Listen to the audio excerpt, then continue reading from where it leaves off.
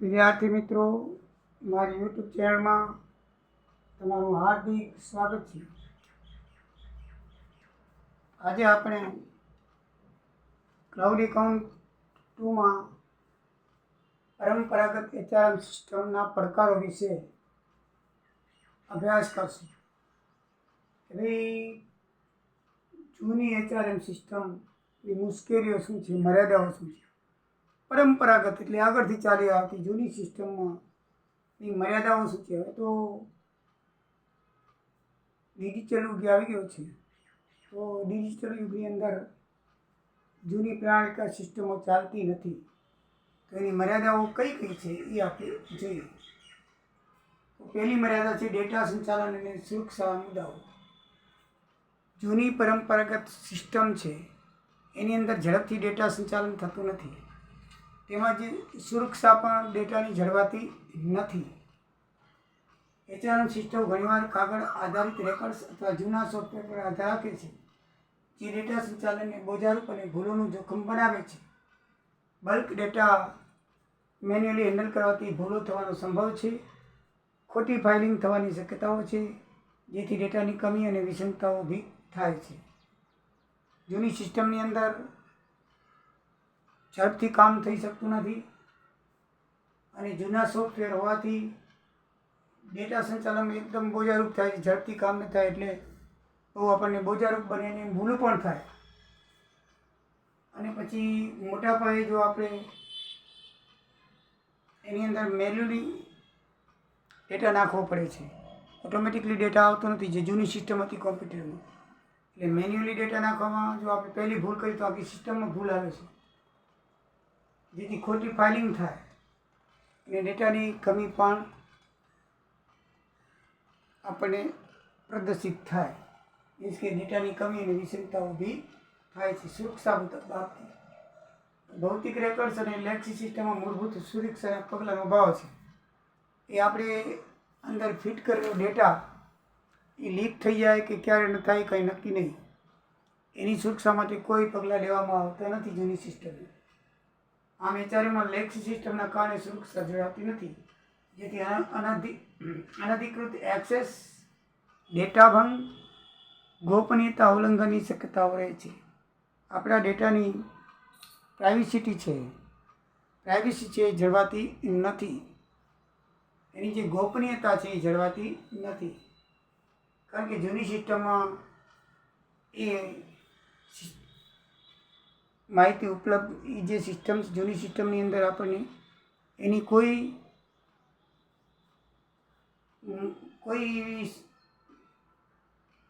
માહિતી નથી. મીન્સ કે કોઈ સગવડ નથી કે જે એને ગોપનીયતા રાખી શકે. એવી સિસ્ટમ જ નથી, એમાં એવી કોઈ પદ્ધતિ નથી. દાખલા તરીકે ચાણક્ય કંપની લિમિટેડ છે એ કાગળ ઉપર આધારિત છે. એના રેકર્ડ બધા જૂના સેક્ટરનો ઉપયોગ કરે છે.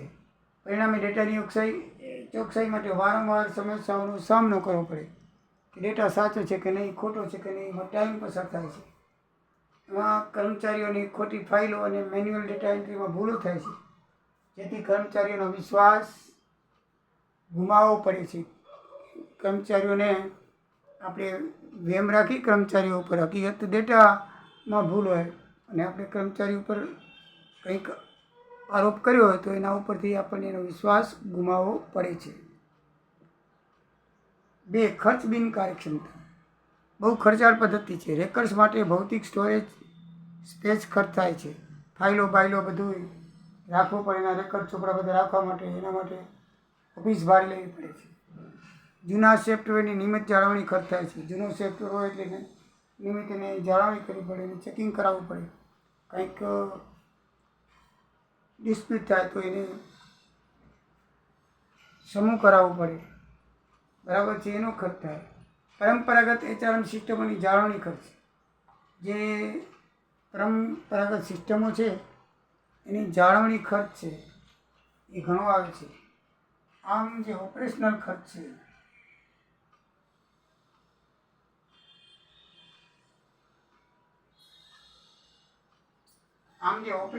છે એ બહુ વધી જાય છે, જેથી જે રોકાણ કરેલું હોય એના ઉપર આપણને વળતર શું મળે છે, ઓછું મળે છે. એટલે કે નફો મળતો ઓછો મળે છે. દાખલા તરીકે કેસ સ્ટડી ઉપર અભ્યાસ કરવામાં આવ્યો. CHI હેલ્થ કંપની હતી, એના બજેટનો મોટા ભાગનો હિસ્સો શેમાં જતો? રેકોર્ડને સ્ટોર કરવામાં, પ્રિન્ટ કરવામાં, મેનેજ કરવામાં ખર્ચ થઈ જતો હતો. જેથી કંપનીના નફામાં નોંધપાત્ર ઘટાડો થતો હતો. ત્રીજી મુશ્કેલી છે સુલભતા અને સુગમતાનો અભાવ. પરંપરાગત HRM સિસ્ટમો ઘણીવાર ઓન પ્રિમાઇસિસ એક્સેસ સુધી મર્યાદિત હોય છે. આ જે પરંપરાગત HRM સિસ્ટમ છે એ ખાલી પ્રવેશ સુધી જ મર્યાદિત હોય છે. પછી આગળ કેમ જવું, કે અંદર ડેટા, અંદર માહિતી કેમ લેવી, એની મર્યાદા હોય છે. એ આગળ જઈ શકતી નથી. HRM જુઓ, તમે જૂના કોમ્પ્યુટર જોયા હશે, આપણે મેન્યુઅલી બધું કરવું પડતું હોય, પછી ડિટેલ વાઇઝ ન જવાય. HRMના કર્મચારીને તેની માહિતી દૂર સુધી પ્રદર્શિત કરવા મુશ્કેલી પડે છે. HRMના કર્મચારીને તેની માહિતી આપણે બહુ દૂર સુધી મોકલવી હોય તો એમાં મુશ્કેલી પડે છે. સુલભતાનો અભાવ નિર્ણય લેવાની પ્રક્રિયાને ધીમી કરે છે. તેમાં ડેટા એન્ટ્રી નાખવી એકદમ સગવડભરી છે, એટલે એકદમ સુલેભર્યું હોય, સહેલું હોય, એટલે નિર્ણય લેવાની પ્રક્રિયા કેવી થાય? ધીમી થાય. ઓપરેશનલ કાર્યક્ષમતામાં ઘટાડો કરે છે. જેથી ધીમી પ્રક્રિયા હોય એટલે કાર્યક્ષમતામાં ઘટાડો થાય છે. પરંપરાગત પ્રણાલિકાઓ સરળતાથી માપી શકાતી નથી કે બદલાતી વેપારી જરૂરિયાતોને અનુરૂપ નથી થતી. આ પરંપરાગત પ્રણાલિકા છે એને નવા ડેટા પ્રમાણે બદલી શકાતી નથી અને વેપારી જરૂરિયાતને અનુરૂપ પણ બનાવી શકાતી નથી. બહુ મુશ્કેલી પડે છે. આખો સિસ્ટમ બદલાવી પડે, આખું સાધન બદલાવવું પડે છે. અપડેટ અને સંશોધિત કરવા માટે તેને ઘણીવાર નોંધપાત્ર સમયને સંસાધનની જરૂર પડે છે. માહિતી અપડેટ કરવી હોય તો એને સંશોધન કરવું હોય, મીન્સ કે કોઈ આપણે માહિતી જાણવી હોય તો એમાં ઘણો બધો સમય જોઈએ અને ઘણા બધા માણસની જરૂર પડે. એક માણસ ચોપડા ઉઠલાવીને કેટલા ઉઠલાવે? 2-3 માણસની જરૂર પડે. એટલે કે નોંધપાત્ર સમય પણ જોઈએ અને સંસાધન પણ જરૂર પડે. જો ક્લાઉડ સિસ્ટમ જો એની સાથે સુલભ હોય તો તરત જ એ સુલભ માહિતી થઈ જાય છે એટ એ ટાઈમ. તો ABC સર્વિસની એક ઓનલાઈન પ્રિમાઇસિસ HRMનો ઉપયોગ કરતી હતી, જેના અભ્યાસ ઉપરથી જાણવા મળ્યું કે કર્મચારીઓને HR સંબંધિત માહિતી મેળવવા જાતે હાજર રહેવું પડે છે.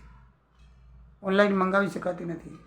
હવામાનની ગંભીર ઘટના હોય, બહુ વરસાદ પડ્યો હોય, તો વાવાઝોડું હોય, તો ઓફિસ દુર્ગમ હોય, તો HR ડેટાને એક્સેસ કરી શકાતા નથી, જઈ શકાતું નથી. HR કર્મચારી સાથે વાત કરી શકતા ન હતા, જેથી પગારપત્ર પ્રક્રિયામાં વિલંબ થતો હતો. HR ઓફિસ છે એ કર્મચારી જોડે વાતો કરી શકતી નથી કે કાંઈ માહિતી મેળવી હોય તો મેળવી શકતી નથી, જેથી શું થતું? પગાર પ્રક્રિયામાં વિલંબ થતો, મોડું થતો, પગાર પત્રક બનાવી શકાતું નહોતું. ચોથી છે બિનકાર્યક્ષમ સંચાર ચેનલો. પરંપરાગત HRM સિસ્ટમો ઘણીવાર મેન્યુઅલ કમ્યુનિકેશન પદ્ધતિઓ પર આધાર રાખે છે. દાખલા તરીકે સામે મિટિંગ કરે, ફોન કોલ કરે, ઈમેલ કરે વગેરે. આ પદ્ધતિ દ્વારા ગેરસંચાર, વિલંબ અને રિયલ ટાઈમ અપડેટ નાખવાનો અભાવ તરફ દોડી જાય છે.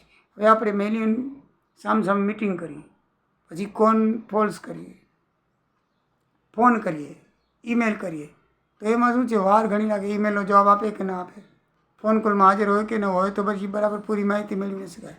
વિલંબ થાય એટલે રિયલ ટાઈમ અપડેટ ન થાય, એટલે એની બિનકાર્યક્ષમતામાં વધારો થાય છે. LMN એક રિટેલ સ્ટોર હતો, એને રિટેલ સાંકળ છે એ સ્ટોર મેનેજરો જોડે કે HR વિભાગ વચ્ચે આંતરિક સંચારમાં મુશ્કેલી પડતી હતી. જે સ્ટોર મેનેજર હોય અને HR વિભાગ હોય એ બે વચ્ચે જે રિટેલ સાંકળ જોઈએ, જે સંગતતા જોઈએ, એ ન હતી. જેથી કેટલું સ્ટોર મેનેજર પાસે કેટલો સ્ટોક છે એ HR વિભાગને જાણી શકે ને HR વિભાગને કેટલી માહિતી આપી સ્ટોર વિભાગને ખબર ન પડે. જેથી કર્મચારીની કામગીરીના મહત્ત્વના સંદેશાઓ વિલંબિત થતા હતા. કર્મચારીમાં મૂંઝવણ અને નીતિ અમલીકરણમાં વિસંગતતા રહેતી હતી. 5મું છે અનુપાલન અને નિયમનકારી પડકારો. બદલાતા શ્રમ કાયદાઓ નિયમોને સંઘર્ષ કરવો પડે. બદલાતા શ્રમ કાયદાઓ અને નિયમોને અનુસરવા સંઘર્ષ કરવો પડતો. મેન્યુઅલ ટ્રેકિંગ, ચૂકી ગયેલી સમયમર્યાદાને કારણે બિનઅસરકારક રહેતી હતી. અપૂર્ણ દસ્તાવેજીકરણ અને સંભવિત કાનૂની દંડમાં પરિણમે છે. અનુપાલન એટલે કે શાસન બરાબર થતું નથી. શ્રમના કાયદાઓ અને નવા કાયદાને અનુસરવામાં બહુ મોટી મુશ્કેલી પડતી હતી, કારણ કે મેન્યુઅલી બધું કરવાનું હોય ને એટલે મુશ્કેલી પડે. એમાં આપણે મેન્યુઅલ ટ્રેકિંગ કરવામાં સમય વધારી જતો, અપૂર્ણ દસ્તાવેજો હોય તો સંભવિત કાનૂની દંડમાં કાનૂની પ્રક્રિયા થાય અથવા દંડ પણ પરિણમે, જેથી મુશ્કેલી પડતી. એબીસી કન્સ્ટ્રક્શન કંપની હતી, એને સલામતી નિયમો અને શ્રમ કાયદાનું પાલન કરવામાં બહુ સામનો કરવો પડતો મજૂરી સામે. તે કંપનીની પરંપરાગતમાં HRM સિસ્ટમ હોવાથી નિયમિત કાર્ય અપડેટ્સ અને જરૂરી દસ્તાવેજોનો ટ્રેક બરાબર રાખી શકતી નહીં, જેના કારણે કંપનીને બહુવિધ અનુપાલન કરવામાં ઉલ્લંઘન થતું, મીન્સ કે નિયમ બરાબર રીતે પાલન થતું ન હતું, એને લીધે એને ભારે દંડ ભરવો પડતો. તો આ રીતે મિત્રો 5 પડકારો છે જૂની સિસ્ટમના. અને હવે પછીનો જે મુદ્દો આવશે એ જૂની સિસ્ટમમાં એટલે કે HRM પરંપરાગતમાં ક્લાઉડ એકાઉન્ટનો જો યોગ કરવામાં આવે તો શું થાય, એના વિશે આપણે જાણશું. મિત્રો આવજો. જય દ્વારિકાધીશ, જય સિયારામ.